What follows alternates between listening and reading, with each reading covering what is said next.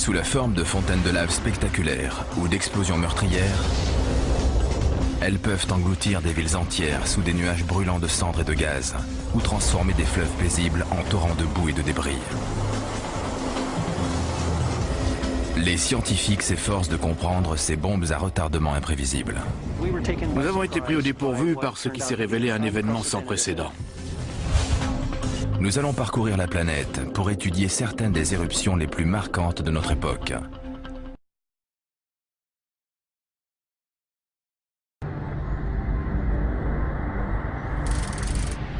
Pour la plupart des gens, Hawaï est synonyme de paradis tropical. Mais sous les plages magnifiques et les forêts luxuriantes, bouillonne un chaudron brûlant et déchaîné. L'archipel est l'une des plus impressionnantes créations volcaniques de la planète. En effet, toutes les îles hawaïennes sont des volcans. Février 1983. Le Kilauea, sur la grande île d'Hawaï, projette une fontaine de lave à 80 mètres dans les airs. Comme le magma est fluide et peu gazeux, l'éruption n'est pas explosive, mais elle n'en est pas moins dangereuse. Durant 7 années, le flot de lave se déverse. Sa progression est assez lente pour que la population puisse y échapper, mais rien ne peut l'arrêter. En février 1990, il atteint le village de pêcheurs de Kalapana, où des centaines d'habitants sont évacués. Ça a été quelque chose d'horrible à regarder parce que la lave a grignoté progressivement tout le village. Chaque semaine, un nouveau pâté de maison avait disparu. Les gens ont le temps de plier bagages et même, dans certains cas, de déplacer toute leur maison. La plupart ne peuvent qu'assister impuissants à la destruction de leur passé. On est parti dans l'après-midi et 2 jours plus tard, notre maison a été engloutie par les flammes. On a vu la lave entrer dans notre jardin. En décembre, le village est rayé de la carte, enseveli sous plus de 15 mètres de lave solidifiée. Derrière moi se trouve le versant est, là où était Kalapana. En 1990, il y avait environ 150 maisons là-bas. Aujourd'hui, elles sont sous l'équivalent de 5 étages de lave. La lave qui a détruit Kalapana poursuit sa route et se jette dans la mer de manière spectaculaire. Quand la lave pénètre dans l'océan, cela crée l'un des plus beaux paysages du champ de lave, mais c'est aussi l'un des plus dangereux. Sous la lave qui durcit, le sable meuble peut s'effondrer brutalement. D'un seul coup, toute la lave qui était en surface se fend. L'océan s'engouffre dans la brèche, ce qui provoque d'immenses explosions et envoie des panaches de matériaux dans les airs. Ça fait l'équivalent de plusieurs terrains de football et des fragments de roche de la taille d'un ballon sont projetés dans tous les sens. Ce déchaînement n'est qu'un aperçu de ce qui s'est passé à l'époque de la préhistoire, quand des volcans ont créé les premières îles hawaïennes. C'est un processus toujours en cours aujourd'hui.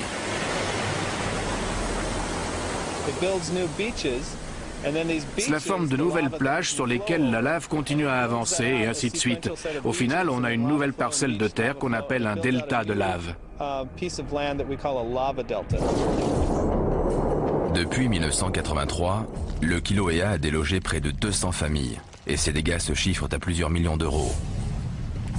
Parallèlement, il a ajouté plus de 200 hectares à la superficie totale de l'île, poursuivant un processus entamé il y a 70 millions d'années, sans qui l'archipel d'Hawaï n'existerait pas.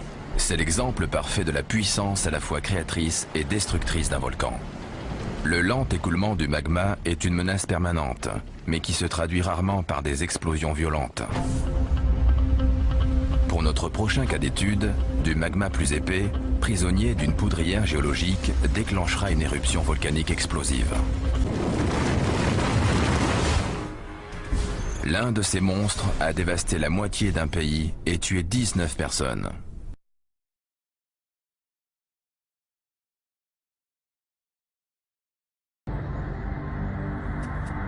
Montserrat, dans les Petites Antilles, est une île paisible et luxuriante. Mais en 1995, le volcan de Soufrière Hills, endormi depuis près de 4 siècles, se réveille pour de bon. Au Au cours des 2 années suivantes, de multiples éruptions projettent de la cendre à des dizaines de mètres dans les airs. Plymouth, la capitale, est évacuée à 2 reprises. À chaque fois, les habitants reviennent, espérant que la colère du volcan est apaisée. Mais le 25 juin 1997, tous leurs espoirs sont balayés.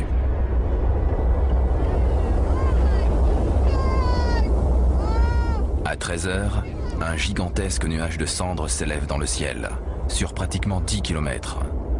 Dans la demi-heure qui suit, un mélange de cendres et de roches, chauffé à près de 800 degrés, dévale le flanc du volcan à plus de 100 km/h. Ces déferlements meurtriers sont appelés coulées pyroclastiques. La puissance de ce cocktail meurtrier, fait de gaz, de cendres et de roches, détruit tout sur son passage.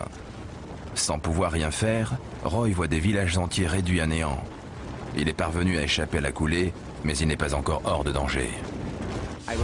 J'ai eu la peur de ma vie. J'ai bien cru que ma dernière heure était arrivée. Il faisait tellement noir qu'on ne voyait pas ses mains si on les mettait devant son visage. De la cendre chaude tombait du ciel. J'étais terrifié et paralysé. Je ne voyais rien, j'avais du mal à respirer. Je me suis dit que j'allais mourir. J'espérais quand même m'en tirer, et c'est ce qui s'est passé. Finalement, Roy est évacué par hélicoptère. Mais tout le monde n'a pas cette chance.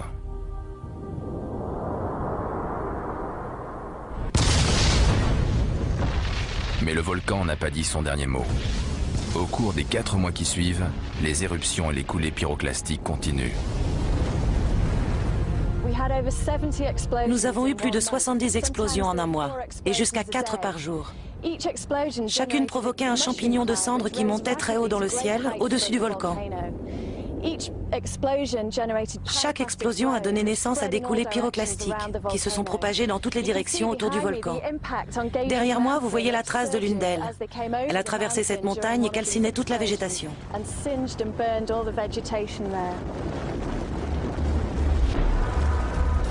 L'impact des coulées pyroclastiques sur les ressources naturelles de l'île est immense. Le bilan humain, quant à lui, est de 19 morts. Chaque année, entre 1200 et 2000 mm de précipitations tombent sur Montserrat. Ces fortes pluies s'écoulent dans les tranchées créées par les coulées pyroclastiques, générant d'immenses glissements de terrain appelés lahars. La plupart de ces débris ont été déposés par des lahars, qui ont emporté les restes des coulées pyroclastiques vers l'aval, enterrant peu à peu Plymouth sous la boue et les rochers. Les lahars ont tellement recouvert la capitale qu'elle a été définitivement abandonnée. C'était la dernière salve du volcan dans une guerre brutale et inégale. Le volcan de Soufrière Hills a détruit plus d'1 millier de maisons, laissé plus de la moitié de l'île inhabitable et détruit la capitale du pays. Il reste aujourd'hui environ 4500 habitants sur l'île, contre 12 000 avant l'éruption.